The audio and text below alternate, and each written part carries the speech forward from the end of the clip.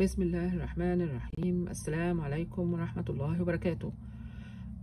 لو في تسريب ضعيف للغاز عمرك ما هتحس بيه. يعني انت هتحس مثلا بأعراض فوق لو هو مثلا من المطبخ مثلا وفي قرب العداد او من العداد نفسه هتحس بترجيع واسهال لما تقف هناك، وبعد كده لما تبعد عنه مش هتحس بحاجة. ولكن احنا الحظ ساعدنا انه انا سافرت وقفلت شباك المطبخ ورجعت بعد 7 ايام.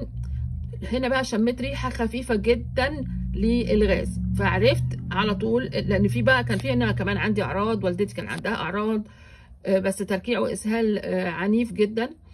جبت بتوع الغاز وطبعا ما جوش على طول. الفيلم هندي يعني رائع، ولكن الموضوع ده فعلا يعني لو كان قوي، لو كان تسريب قوي الناس بتعرف على طول، بس هنا بقى الناس بتموت. مثلا لو حصل تسريب للغاز وهم نايمين بالليل وكان قوي والشقه كلها اتملت، فطبعا زي ما بنقرا كده ان هم بيموتوا، يعني بيموتوا على طول. احنا نحمد طبعا ربنا سبحانه وتعالى. ولكن هل كان في نتيجه للموضوع ده؟ ايوه كان في.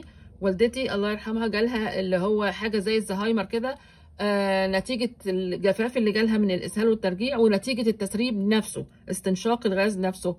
أنا وجالها الكبد، أنا نفس الشيء. قعدت هناك 6 شهور وبس، يعني عبال ما غيرنا وعملنا صلحنا التسريب ده على الأقل مثلا أسبوعين. نفس الشيء بعد ما روحت أمريكا لقيت إن أنا عندي فعلا الكبد نتيجة هذا التسريب. فخلوا بالكم وربنا يحفظنا جميعا.